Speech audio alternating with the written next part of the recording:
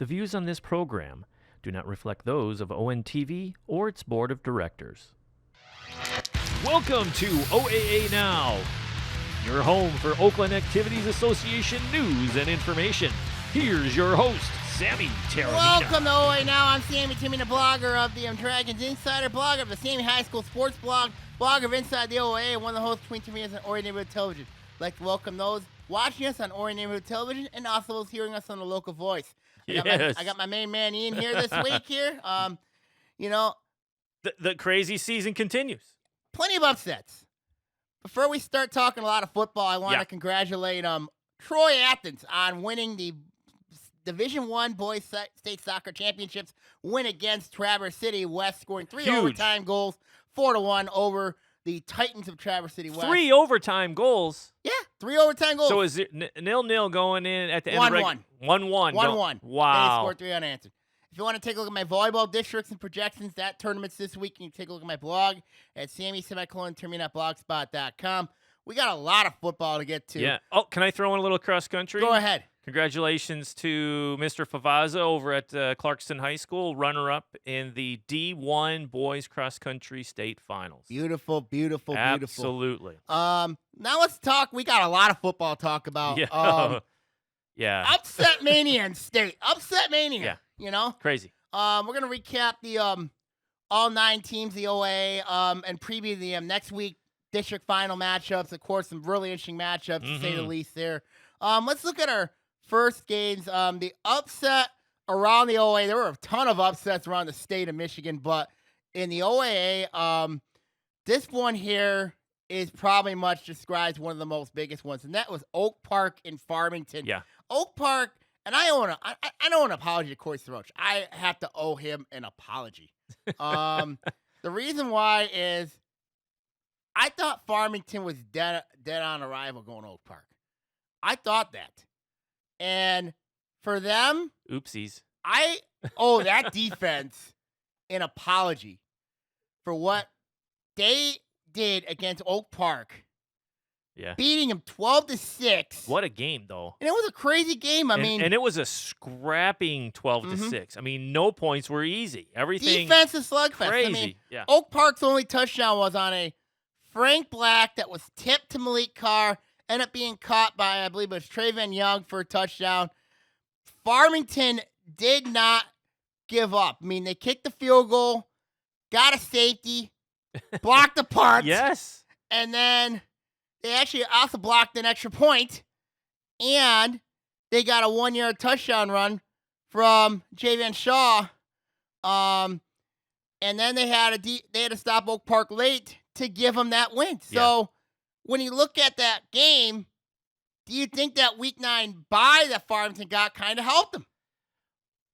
Get healthy. I guess it had to have. I mean, they came out defensive mindset was focused. Their defense is loaded, led, of course, by Jordan Turner. Yep, fantastic. I mean, looking at that game, just seeing that final, like, what?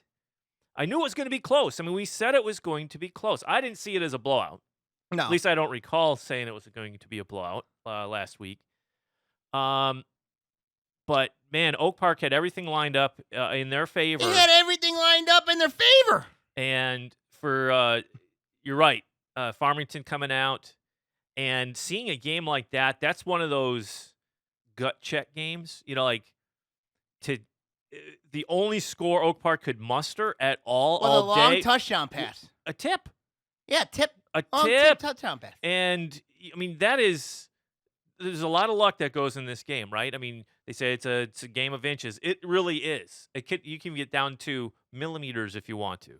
And for the defense, for Farmington to stand like they did, I mean, their defense led to offense. Yeah, and you look at Farmington's offense, basically all year long. I mean, they made the move with Max Martin. Of course, he transferred in from Harrison. Getting those Harrison kids to play in that Farmington system has helped a lot. But when you look at what that performance that Max Martin did, leading that team down that drive, huge. Now let's look at it on Oak Park side.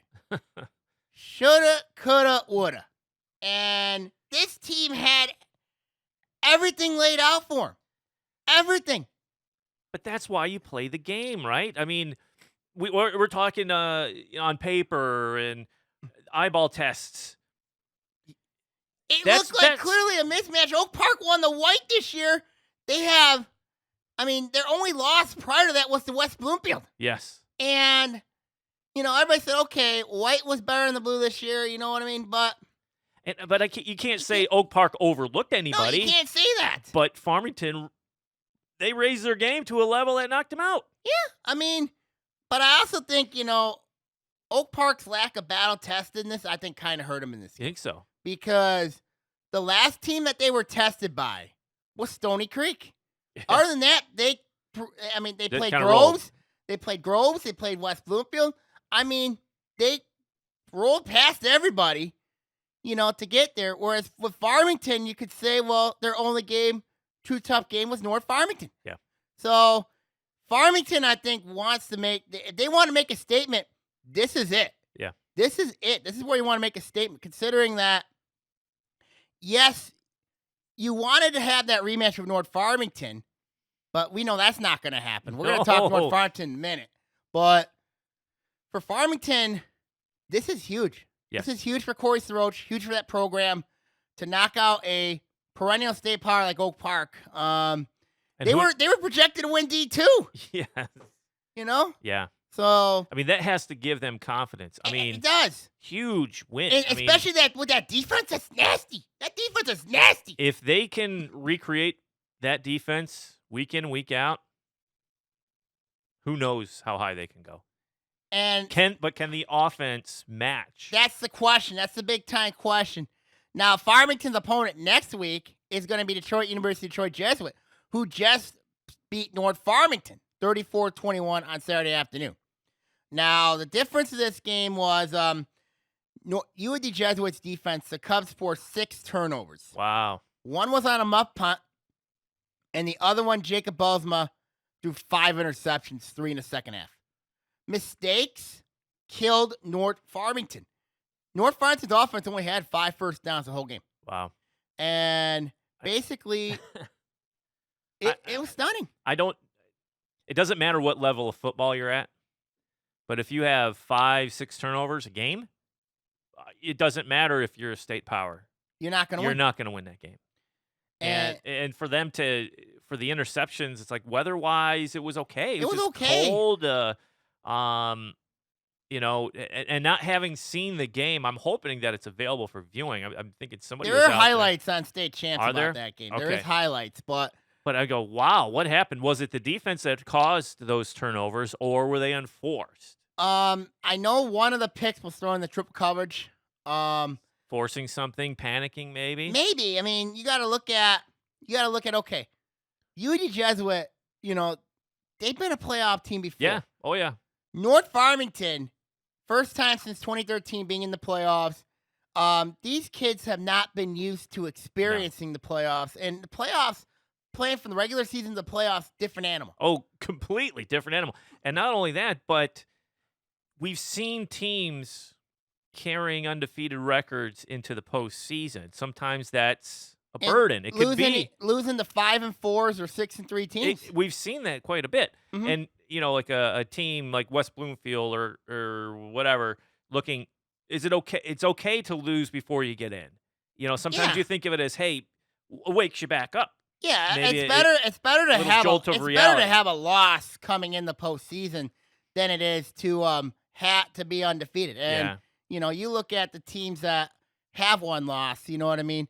They know what that feels like. Yes. And with for North Farmington, Yeah, with North Farmington, and you say, oh, not only are they undefeated for the first time since 1978, 78, but that historical significance, it can weigh on you. I mean, it could weigh on you going into a game like what that. also didn't help things was Miles Graham. Their running back got hurt early. Got a mild concussion. Oh, that's that didn't hurt. That hurt.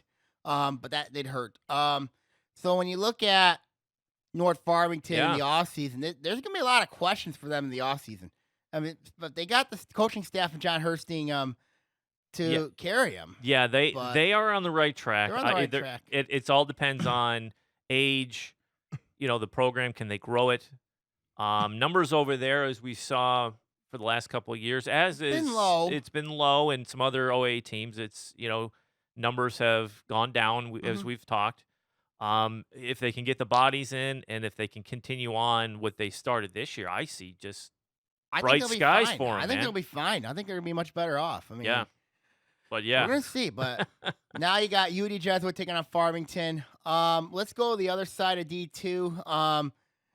We gotta talk Groves. Groves did not play this week, of course. What happened yeah, at Warren D. LaSalle, which is shocker. shocking. I mean, There was it's hard to describe. and to have it now, not knowing all the details, because obviously for privacy issues and Privacy stuff. issues. I don't want to talk much into it, But you we know, c- but but we we gotta can talk on s- Groves' side of it. Yes, but we can say they got a forfeit win Right. because of a hazing incident, I guess. Yeah. And it was reported late in the season. Late in the At season. least that's the way it's coming out of the Mhm. news. And the school did the right thing and shut down Shut down the season. the season. So that's that. Now on Groves' side of things, let's look at they're coming off a tough loss Yeah. to Brownstown Woodhaven to close out the year. We talked about that last week.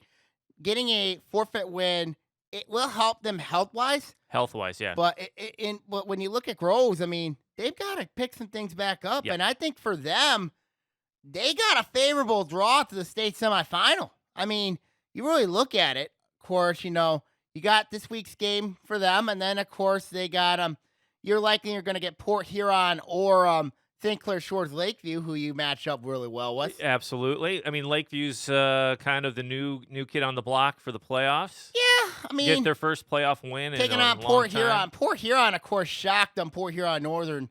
That was a wild upset there. But that was Friday and Saturday, man. Yeah, Upsets Upset across weekend. the state. upset across the North, state. south, east, and west. Yep. Crazy. Now Groves' opponent's going to be Seaholm now. Seaholm, Yeah. 55-34 over Sterling Heights.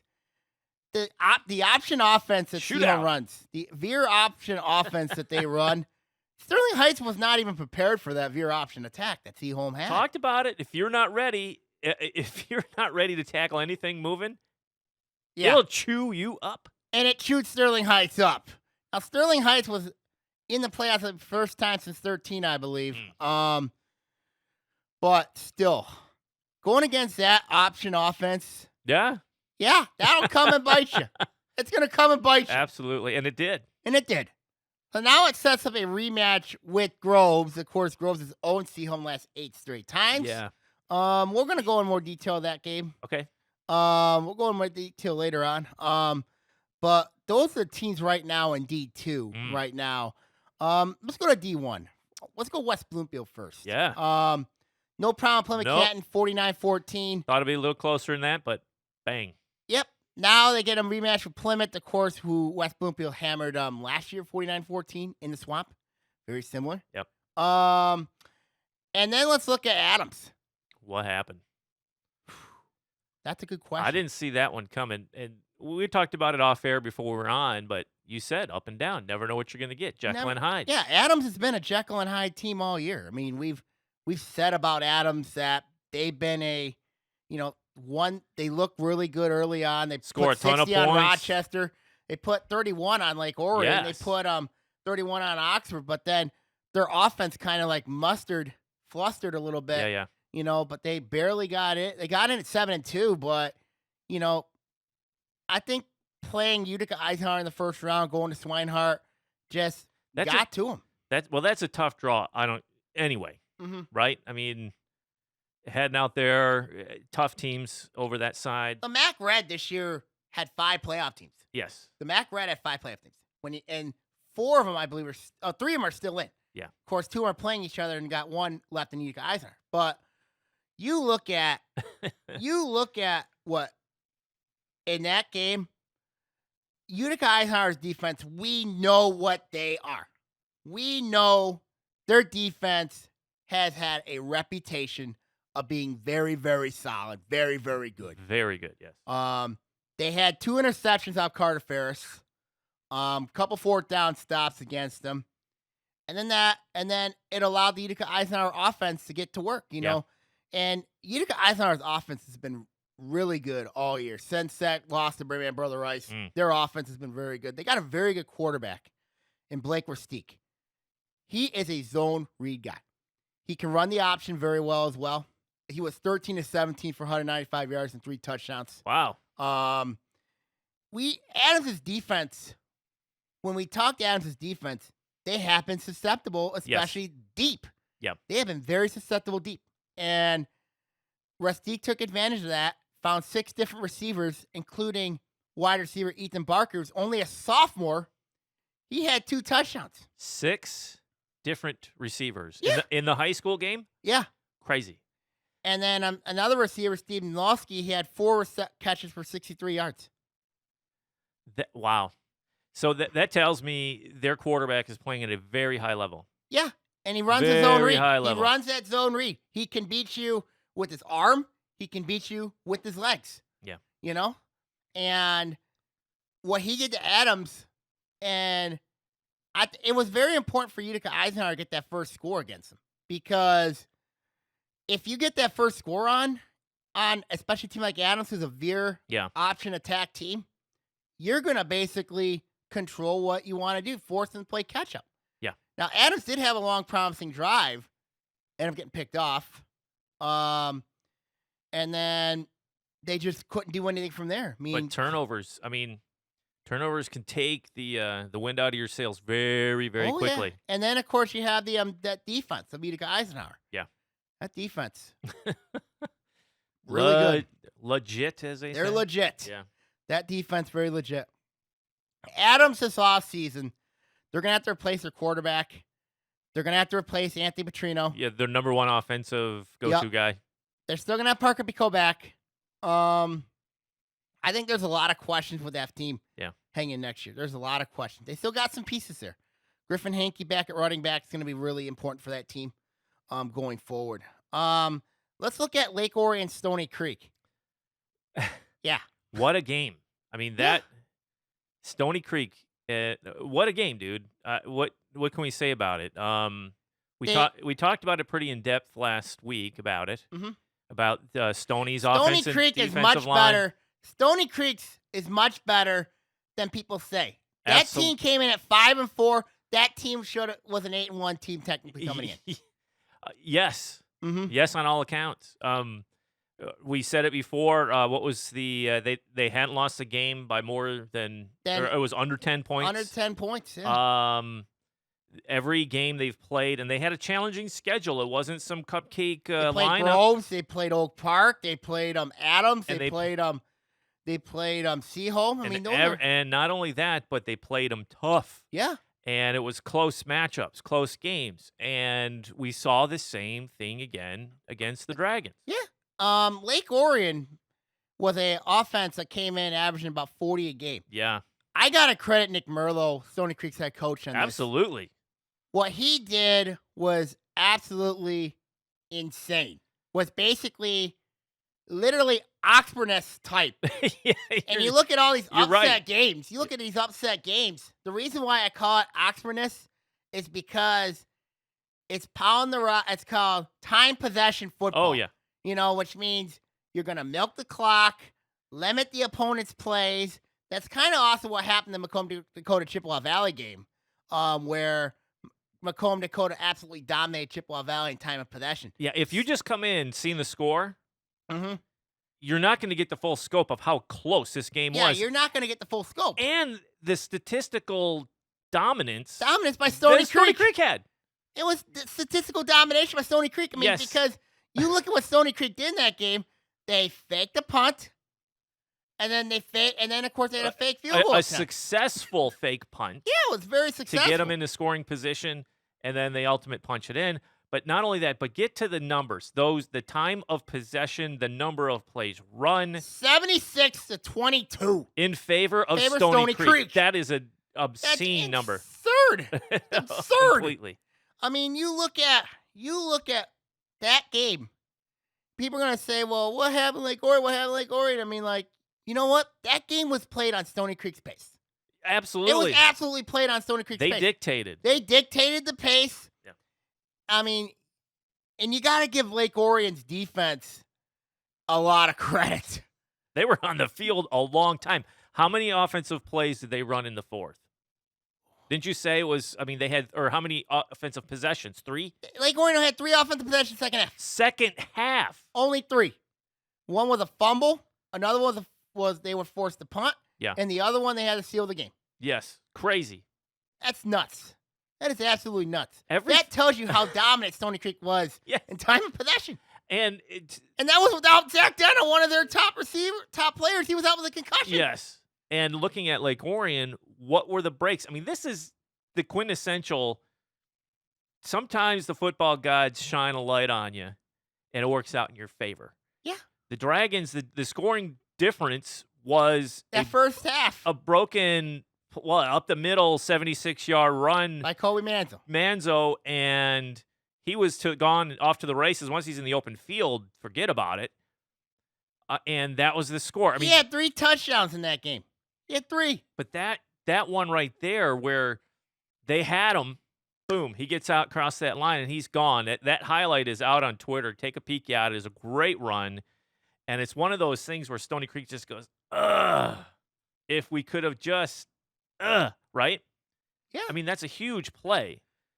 And who knew in the first half that points were going to be hard to come by? Because the way it started out, you're like, okay, points are scoring. Yeah. And Dragons, Lake Orion's been scoring. You Yep. know what I mean? It was like, but you got to give Nick Merlo and Stony Creek a ton of credit. I mean, they played their butts off. They played their tails off. I mean, if they could just get a couple of those things to drop or execute, you know what I mean? We might be talking another upset. yeah, oh yeah. We might be talking another upset. It was on the line, I'll tell you that. And going back to the Dragon defense, to seal that game, there was a point where Stoney was, first and goal, right? And the Dragons stuffed him.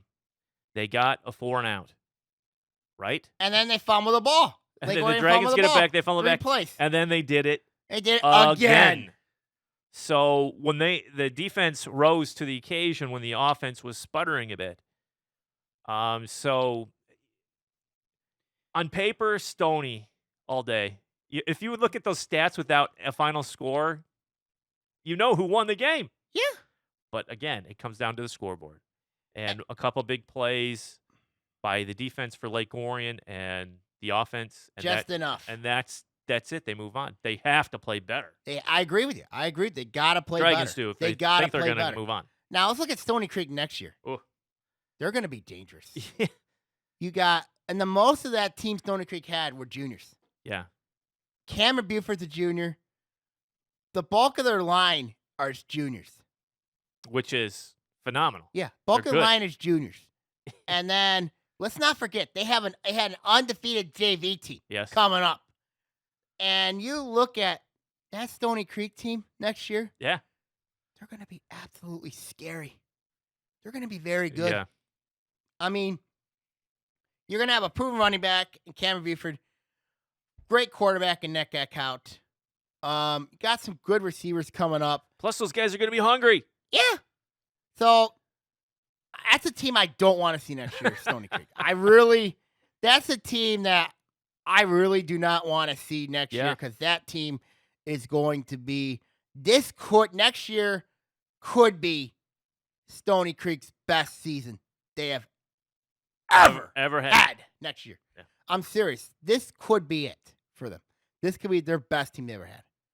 But you were right on Lake Orion. They have to play better. Yeah. They, especially on turnovers. They fumbled it twice. Yeah, at a horrible locations. Mm-hmm.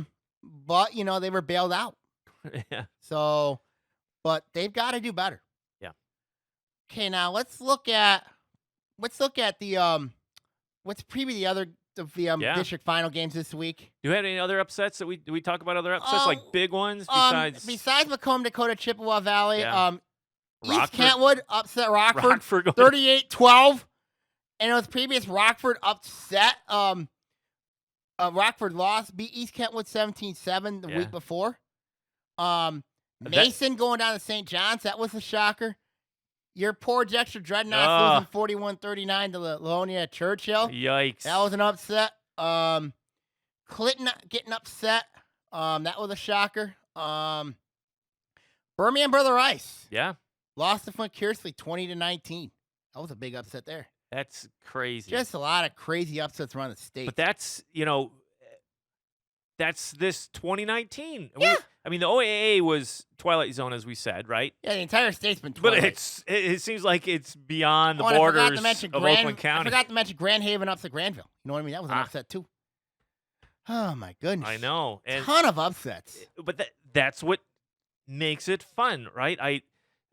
Sometimes you like the front runner. Sometimes you like the favored teams. You like the dynasties. You like, but sometimes you like an upset. Oh, yeah. And then upsets happen. And that opens the field up. So then you're like, what's going to happen? It just makes it more you think interesting. Division 2 and Division 1 are wide open now, oh, my goodness gracious. I mean, people are going to say, well, I was shocked also what Belleville did to Saline. It was not even close. Really? 49-10. How did I miss that score? They played on Saturday afternoon. Wow. But just all the upsets around the state. But do you think with these upsets but who do we have in the OAA that's solid so far first round? Been solid all West season. Bloomfield's been rolling along, you know what I mean? But Yes. they're gonna have to deal with tough regional. I mean, you look at all the other OA teams, they're gonna have tough matchups.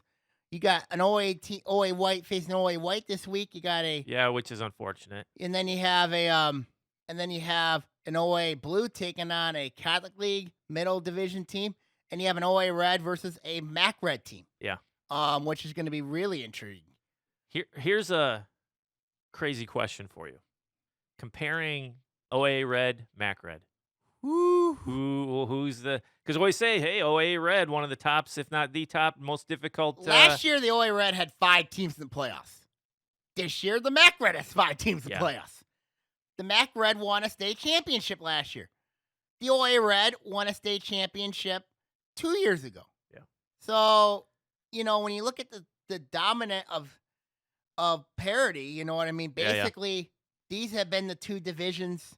The OA Red and the MAC Red, they've been dominating the D1. dominant. Yeah, and you look at a team that's really been in the forefront of it has been Utica Eisenhower. Yeah.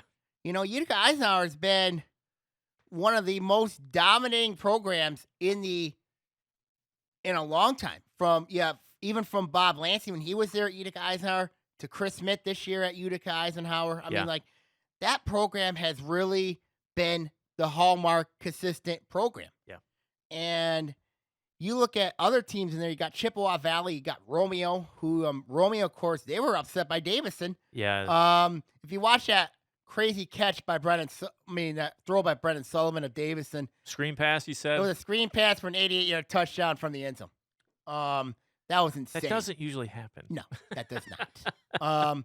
Now, for those of you first-timers, that doesn't usually happen. Now Davison moves on, has a rematch with Lapeer. That'll be very interesting. But let's look at the format. But it's a good question. Yeah, right. Really good question. Right. Because you look at Sterling does Heights the state title for D1 go through the MAC Red? Yeah, I think so. And the same thing with the MAC Red. Have to go through the OA Red. And you look at a team like Sterling Heights Stevenson, and they were 5-4 this year. If you put them, Stony Creek and Sterling Heights Stevenson played each other this year, it'd be a heck of a game. Heck yeah. It'd be a heck of a game. And Stony Creek's in the OA White. I would take the OA's best and the MAC's best, put them against each other. Be a heck of a game. Absolutely. Be a heck of a game. You know what I mean? We might see that. We might see that this weekend. Might see that at Lake Orion this weekend. I think it's going to be really interesting. It's going to be really intriguing. Let's look at this week's games. Let's preview them all. Yeah. Let's go Division 2 first. Groves, Seaholm goes to Groves this week. Battle of Birmingham, Battle of 13 Mile. Last time these two teams played, it was 35-14 in favor of Groves. Seaholm has lost 8 straight games to Groves. When you really look at this game on paper, nothing favors Seaholm in this game. Nothing. But then again, this sway of upsets have continued. Yes, And could it continue this week? And if it does, and who didn't play last and week? Groves didn't play last week. So I'm curious to see what Groves responds, and especially what happened to them 2 weeks ago when they gave 49 to Brownstown Woodhaven. Yes. I mean, it's hard to describe.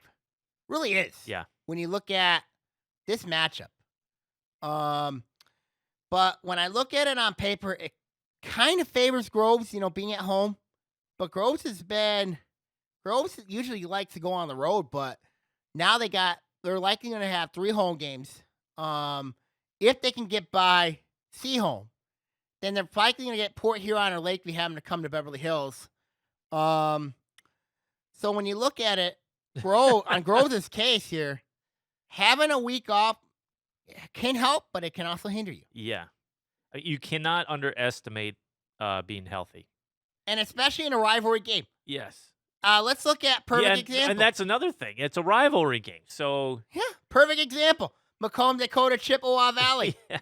Or Sterling Heights, Stevenson, Warren, Mott last week. I mean, you basically look at that one. That game was tight between those two teams, Yeah. And Stevenson ended up winning both those games. But Macomb, Dakota, Chippewa Valley, of course, first time Macomb, Dakota lost 27-21 to Chip Valley, and then the next week in the playoffs, 34-13. Flip the script. Flip the script. Yeah.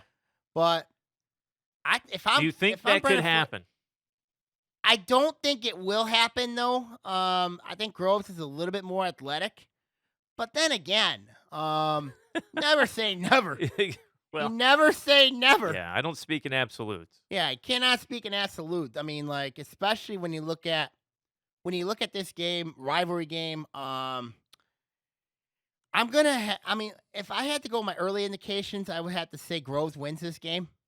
But it wouldn't surprise me if Seaholm pulls off the upset. Seaholm's got so much motivation because they've lost 8 straight games. They lost Groves twice last year. Yeah. What's that they say? Something has to give if you're Jim DeWald's team here. Knock the monkey off your back.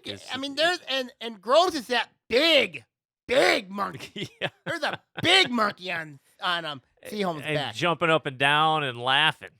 Right now it's jumping. It's sort of like Donkey Kong. You know what I mean? It's sort of like Donkey Kong. And basically that's how I view Seaholm's monkey right now. Yeah. Against Groves is if you want to pull off the upset of the year, you're going to have to man up, maybe do some trick plays, maybe play time possession football. Maybe. Break open the playbook. You got to break open everything. This is it. This is the playoffs. You're one and done. You got to break open everything. You got to put the kitchen sink. But your defense cannot give up 34 points like you did against Sterling Heights. You cannot do that. Yeah. But you got to break open everything if you're Seaholm. You got to break open everything. Yes, I agree. Now let's look at Farmington versus Detroit UAD Jesuit. I have stopped. When you look at the preview of this game, Farmington. Farmington right now, the way they're playing, that defense. Yeah, they're nasty. What have you heard? Defense wins it. Defense wins championships. They are absolutely nasty. They are absolutely nasty. When you look at this team, when you look at Farmington, this is a team that is riding on a ton of confidence right now. Absolutely. It gotta be. Especially with how they did against Oak Park.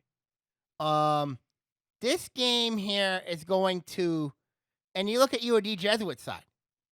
They literally outplayed North Farmington. Now North Farmington made 6 turnovers, including a muff punt. Yeah. And 5 interceptions by Jacob Bosma. I mean, you cannot do that. No. You cannot give. I don't see that happening this time around. Do you? Well, I think. Or can their opponent cause turnovers? Their opponent can cause turnovers. See, that's the hard part. Not seeing that game and go, what were the reasons for those? Jesuits' defense was very good last week. They were very good, especially. But I also got to look at what concerned me with North Farmington, and I didn't think we talked about this earlier. The competition. Competition. Especially on both Farmington schools. I said before the season started, I was very concerned about each team's schedule. Yes. You look at of course, playing in the blue. Of course, North Farmington early on played Waterford Kettering and Okemos. Farmington played Ypsilanti and Lincoln.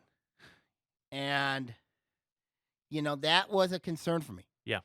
And the And only didn't real they have one less game too? Farmington had one last game. Yeah. So when I look at Farmington, that was the test what they did to Oak Park. North Farmington still has a lot of work to do. A lot of work to do. And you look at that team, I mean, it's going to be a long progression for North Farmington. I mean, but their program is starting to come back up. Yeah. But Farmington, it looks like to me, passed the test. And I think really what also helped them was that experience. Last year's run to the regional final in Division 3, that helped them out big time too. So now Farmington has a great opportunity ahead of them to have a special run. Battle tested. Mm-hmm. They've been there. They know what to expect, the intensity of it all, the focus that you need. And then you look at that regional. The winner of that game will take on either Detroit Martin Luther King, who is very good, or Livonia Franklin, who's got a very good quarterback. And you look at that game on paper, if Farmington were to win, I would trust Farmington in both those situations against both Livonia Franklin and especially Detroit Martin Luther King. Because I do not trust Martin Luther King. Really? I do not trust that team. Yes, they played a murder's row of schedule early on, especially having to play perennial power Muskegon. Yeah. But I just cannot trust. I can't trust Detroit Martin Luther King right now. I just cannot trust him. And then when you look at the other side of things, you know what I mean? If you're UD Jesuit, you're basically playing with house money. You got a good quarterback in Nathan Brown. He had a nice game. Nick Johnson, the running back, he had a 60-yard. He had a 60-yard gain. Ended up scoring a touchdown in that one. Brown also had a touchdown too, and then Carson Hinton, their wide receiver, had a 33-yard touchdown in that game against North Farmington. So UD Jesuits coming into this game riding with a ton of confidence too. Absolutely. So this is going to be a really tough game. Really is. And who's playing where? It is at Farmington Friday night. Now let's look at Division 1. West Bloomfield against Plymouth. This is a rematch from last year's 49-14 game. Plymouth this year was 8-0 till they lost to Belleville in the KLA championship game. The KLA West champion is the Plymouth Wildcats. Belleville's in the KLAA? Yes. Boy, that conference has changed. That has. It's went more south, instead of north, It's that conference has went more south than north. I mean, they kicked out Grand Blanc of all teams. Don't know why, but Too good? No. Too far? To geographics. Yeah. So when you look at this matchup, I mean, Plymouth won over Lakeland 34-17. Plymouth had 4 guys hurt. Oh, 4 in the guys game? hurt. No, not in that in. game, going in. They had a running back in Logan Walkley who had 28 carries for 128 yards and a touchdown. Plymouth really outgained Lakeland 359 to 133. And they ran and Plymouth ran 66 plays to 45 plays for White Lake Lakeland. So that tells me Plymouth has really matured since this season. Yeah. Now, going back to the swamp is not an easy trip. That's a different animal. And, of course, hearing the great Mike Stone, hearing him doing play-by-play. He has that infamous touchdown check out. Touchdown, Lakers! Do you think they were going to hear a lot of that on Saturday? Or on Friday? Yes, I do. And let's not forget, West Bloomfield didn't have a guy by the name of Donovan Edwards who didn't play last year in that game. West Bloomfield is much better than people give them credit for because everybody's back fully healthy. You have a quarterback in C.J. Harris. You have a running back in Donovan Edwards. You have an emerging wide receiver in Ethan Bunch. You have Mekhi Elam, who's had a great year at running back, spilling for Edwards at times. Donovan Edwards can play wide receiver as well if you need him to. Yeah. I mean, this West Bloomfield team has got all the They have all the talent, weapons. all the weapons. I mean, like they can do some serious damage. But not only having weapons. I mean, we've seen other teams that had weapons. and their defense. It's not even talking their defense. No. And we've seen teams that have weapons, but they don't do anything with them. No. We've seen West Bloomfield. They can win in any manner and form. Mm-hmm. They can air it out, Yep. or they can grind it out. Yep. Right? And then, like you said, we haven't talked about the defense. Yeah, their defense. And if is you're not scary. paying attention, Yeah, Makari Page, Cornell stuff Wheeler. you. Yep. Makari Page, Cornell Wheeler, Bo Davis running both lines. I mean, like, you know. And they can shut you down. Oh yeah. But They got others that can shut you down too. We saw. I mean, they can give up some points too. Yes, they can. We've seen it happen. We've seen it happen, but they haven't lately. No. They have not lately. So when you look at this game on paper, we're going to do projections in a couple minutes. But West Bloomfield's got everything. That winner's either taking on, we mentioned, Brownstown, Woodhaven, or Belleville. West Bloomfield wants Belleville. What happened last year? Yeah. West Bloomfield basically gave that game away last year. They gave that game away to Belleville last year. Brownstown, Woodhaven, we see what they can do. Mm-hmm. Ask Groves that question. Yeah. Especially when they gave 49. Groves, that's the most Groves has allowed in a while. But that'll be very interesting. That's a rematch. Very interesting game there. Yeah. Over there. And then let's look at Lake Orion, Utica, Eisenhower. These two teams are very similar. Yes. Very what are the similar. record of both Utica teams? Eisenhower comes in at 8-2. Lake Orion is 9-1. Yeah. Utica Eisenhower's only losses were to Birmingham Brother Rice 7-0 and Chippewa Valley. Lake Orion, we know about that wild and crazy 4 overtime game. West Bloomfield. Yeah. And you look, both these teams are very similar. Very, very similar. They run the same offense virtually. They run the zone read option offense. Basically, that's what it is. Utica Eisenhower's got a very good quarterback in Blake Versteek. Lake Orion's got a very good quarterback in Blaze Lauer. Utica Eisenhower's got a good running back in Mario Guetta. Lake Orion, we know, has got Kobe Manzo. Yes. Utica Eisenhower's got very good receivers. I didn't mention all 6 receivers, but I mentioned 2 of them, Ethan Barker and Shane Nadowski. But they use all 6. Lake Orion's got Mitchell Howell, Drew Van Heck, a little bit of time, Sam Sterich, but then let's not mentioning both teams have very good defenses. When you look at the competition both these teams have played, the OA Red, people are going to say this year the OA Red had a down year. Yeah. The MAC Red had a great year. Yeah. We just talked about that. We just talked about that. It's true. I mean, the OA Red this year, they had 3 teams from the Red in the playoffs. When you look at West Bloomfield, Lake Orion, West Bloomfield. The MAC Red had 5. Chippewa Valley, Macomb, Dakota, Romeo, Sterling Heights, Stevenson, and did I say Utica Eisenhower? I can't remember. Yeah, I know they all get blurry together over there. Yeah. A lot of teams. Now there's 3 teams left in the MAC Red, and you got 2 of them going against each other in Macomb, Dakota, Sterling Heights, Stevenson, And then 2 in the OA. 2 in the OA Red. You know what I mean? So when you look at it, these 2 teams are even. I think they're evenly matched.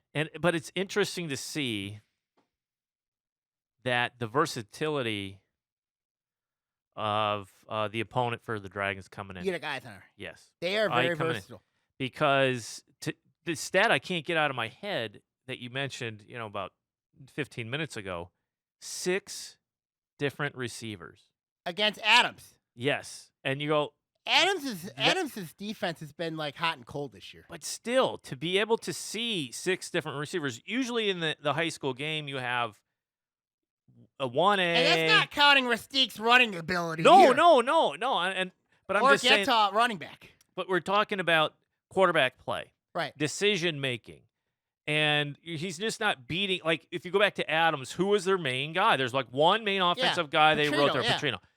This is not the case. No, this is not the case because they got guys that can go in there and beat you. Yes, and the quarterback Rustique is not locked on one or two guys. No. It looks like he can see the field and will do.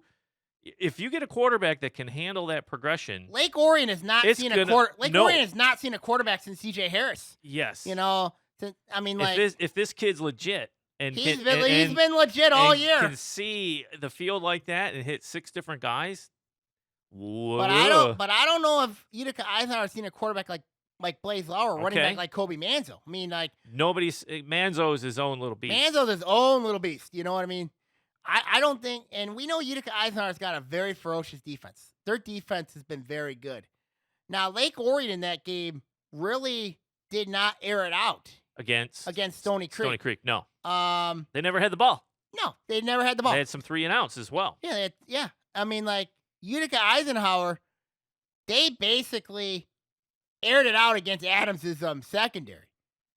Lake Orion's defense has had problems against running quarterbacks. Let's look at, we mentioned with CJ Harris, obviously. Yep. And then, of course, you look at the Monroe game. They had some issues. Then last week with Ryan Eckhout. I mean, like, with Stony Creek. I mean, like, they've had trouble. But Utica Eisenhower's had some lapses as well. I mean, especially on the offensive side of the ball where he just, did not look very good on that side of the ball. But their defense has been very, very good. It's two similar styles. Yeah, to steal your phrase, it's more true than anything. It's interesting. It's going to be a fun game. Are we doing projections or predictions? Not yet. Okay, because it's interesting to see how teams react when they see themselves in the mirror. Mm-hmm. Right? Yeah. These two teams are mirror images to be sure. Utica Eisenhower finished second in the MAC Red. Lake Orion second in the OAA Red. Yep. And if you're talking offensive defense, I mean, it's a great matchup. I think it's going to be, for the fans, it should be fun to watch. I don't know what the turnover situation is or the penalty situation is for Utica Eisenhower. Yeah, for Eisenhower. The Dragons, we know their issues. I mean, we already saw fumbles lost that nearly cost them against Stony. Yep. We saw it week 9. We saw it week 8, week 7. Silly penalties. Well, Lake Orion, I think with them, it's the chip on their shoulder. I mean, you got to look at it. Do they have one?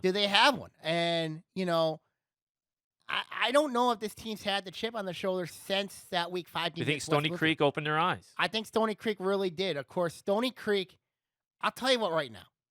If people think Stony Creek was a 5-4 team. No, you're kidding yourself. No, yeah. You're kidding yourself. And I know that there's going to be another podcast, in the Mac Red area. Yeah. What's the name of it? Called the Zach and Zach podcast. It's great to have colleagues out there doing the same thing. They're going to be previewing this game as well. Yeah. I mean, so I'll be listening with deep interest on how they're going to look at this game. But I've said this on so many times.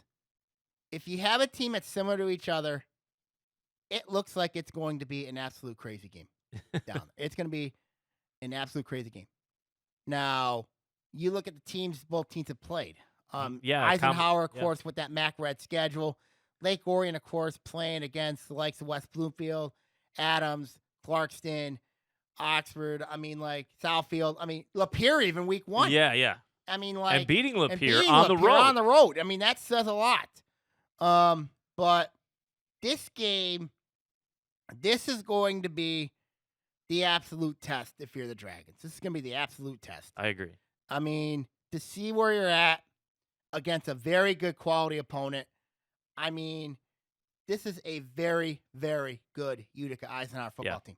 Very good. Well balanced. They're your mirror images of each other. These two teams are mirror images of each other. We might as well just throw away all the playbooks and just go X's and O's. This is basically basically this is going to be is who wants it more. And Who wants it more? who wants it more? And the head-to-head battles are going to be key. Mm-hmm. The quarterbacks on both sides Rustique and Lauer. against the defenses. Yep. Who's going to step up? Do the defenses have the personnel to combat each other on the edges? We know the Dragons have some faults along the seam. But so does Utica But Eisenhower. everybody has their as well. faults, but Everybody has their who faults, can too. take advantage of those? Mhm. And the self-inflicted mistakes for both teams have to be cut to zero. Yeah, you cannot make mistakes. Not Yeah. in this game. Not this deep in the season. Not this deep in the season. Not this deep in the playoffs. When I look at this game on paper, the game with Chippewa Valley for Utica Eisenhower, perfect indicator where they're at. Yeah. The game for Lake Orion West Bloomfield, Yes. perfect indicator where they're at. I mean, these two teams have been just absolutely tested. They've been absolutely tested. And I think it's going to be a crazy atmosphere. I remember the 3 games Lake Orion was against Utica Eisenhower in the series. 2008, 2010, 2012. All those games were decided by less than 7 points. Less than 7 points.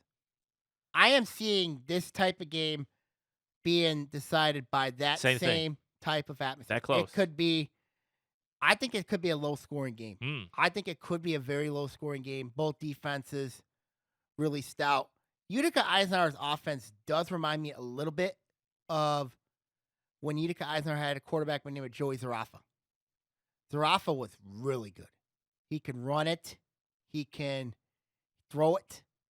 And if I had to compare Blake Rustique, I would compare him to Zarafa. Very similar. I mean, now Rustique can run the option a little bit better. I think he can run the option a little bit better. But I'm telling you, this is going to be an interesting game. A really, really intriguing game. I'm not sure why other people in the media are saying, you got other games that are bigger than this game. I mean, you look at people are saying Davis and Lapierre's a big one. Yeah, that's a huge one. That's a huge game, yes. Not taken away from their significance. But also you have Belleville and Brownstown Woodhaven. That's another big one in Division One. But I mean, you get this game. It feels like be huge. It feels like heavyweights. These are two heavyweight I mean? teams going at it. These are two heavyweights. Yeah. Lake Orion, Utica Eisenhower. They're heavyweights. They're heavyweights. Have been stalwarts of their respective divisions. Yeah. I mean, this is going to be a heavyweight street fight on Friday night at Lake Orion High School. It's going to be a heavyweight street fight. So, in the next 5 minutes, what are your predictions? Okay, I'm going to go you first. Groves and Seaholm. I'm going to take the upset. You got Seaholm over Groves? Yeah, why not? Get that monkey off the back. I'm going to take Groves in that one. Let's go Farmington, UAD Jesuit. Who do you got? That defense of Farmington's legit. I'm going to take Farmington. I got Farmington as well. I think so. That defense is legit too. West Bloomfield, Plymouth. I think West Bloomfield wins easily. West Bloomfield by 3 scores. And then this game, Lake Orion, Utica Eisenhower. I might need the next 4 minutes to figure this one out. When you go back to schedules, and we're talking about this again, you convinced me almost to flip what I was going to say. I think the Dragons go down. It's the silly mistakes that we keep seeing week in and week out. If they can cut them, they have a good chance. But I agree with you. It's going to be low scoring. I say 1 score, 7 points maybe, max 10. But I think the Dragons stumble. You think they lose? I do. I'm going to flip you. I'm going to say Lake Orion. Okay. Because here's why. People are going to ask me why take Lake Orion this one. Utica Eisenhower has to go on the road to Oakland County. I think Lake Orion. They've shown they can play on the road. They've shown they can play on the road against some big boys. But this is in a different county. But when you look at this game, Lake Orion, technically, they've had Utica Eisenhower's number historically, but I think Brad Fish, the offensive coordinator, is going to have to open it up a little bit more. Okay. And I think Lake Orion because you know Blaze Lauer is going to have to throw in this game. Yes. He's going to have to throw. Yeah. I think if Lake Orion can cure their fumbleitis problems, I see the Dragons winning this one by a field goal, and I think Connor Ross even is going tighter. to be a different one. I think Connor Ross is going to kick a winning field goal late in this game. Wow. And we've seen it happen in history, in right? history. Yeah. But history can be changed. Yeah. And the teams, I mean, you look at Lake Orion, they're not even close to looking like they did back then. I mean, it's a completely different regime. Yeah, it's a completely different regime. Different system, the whole Well, same bit. thing with you guys under Yeah. Chris Smith. I mean, when he took over back in 2012, I mean, a lot of people were looking at, but Chris Smith was a Bob Lancey protege. Same thing with John Blackstock. Yeah. John Blackstock's a Chris Bell protege. So Yes. basically, when you look at, it's basically the same style program. These two teams are mirror images of each other. These two teams are. Yep. This game will be televised on the MHSAA, I think, .tv, and the NFHS network. ONTV will be there covering this game, so we'll have it on replay on VOD, but you can watch it live for a fee. We encourage you guys to get out there and check out these games. There's nothing like four playoff football. games. These 4 playoff games in our coverage area. Yep, and we know that I think this will be the last community television game of the year Before they go to Fox Sports. Before they go to Fox Sports streaming, I think it is. At least that's the rumor. So we'll see. We'll see. But get out there, try to watch those games, see what's going on. Got 4 great games this grab week. $6 and go pay your entry fee to get in there. Absolutely. 4 great games this week. You got one at Beverly Hills, one at Farmington, one in the Swamp at West Bloomfield, and one at Lake Orion. So, and there's a lot of other interesting games around the state. I mean, but what would you say the one around the state is your one pick? My upset pick? Oh, let's do an upset. Yeah, what's your upset pick? You know what? I mean, I don't think this will be much of one, but watch out for but you know what? I think East Kentwood's going into Brighton and beating Brighton. Ooh. Watch out for that one. Okay. I got East Kentwood going into Brighton. Watch out for the Falcons. They sent a huge statement to Rockford. That's my upset pick. And what would you say would be the must watch? Like if you had a must chance, watch game, what game would you go to? Davison at Lapeer. Watch for that game. That's a rematch. I agree. It's a rematch, but also people are thinking that side of things could be leading the way to Ford Field. That could be, yeah. Right? I mean, because that region's wide open now with Chippewa Valley out. I mean, Detroit Cass Tech's not the same team they used to be. I think they're going to get steamrolled this week by Dearborn Fortson. But Region 3, wide open. All 4 teams have great chances to get out of that region. All 4 of them. So watch out for that one. All right, now everybody, I'm going to sign off here. Take care, everybody, and see you all next week, everybody. Take care and see you all next week, everybody. See you, Sam. OAA Now is produced by Sam Terramina, and the views on this show are his and his alone. If you'd like to make your own podcast, give ONTV a call at 248-393-1060. All the games covered by ONTV are on our video on demand service at orionontv.org. Check them out. Also, check out the other local community TV centers around town, Oxford and Independence Television, Waterford, and even in Troy, CMN. That's it for this edition of OAA Now. We'll see you next week. See ya!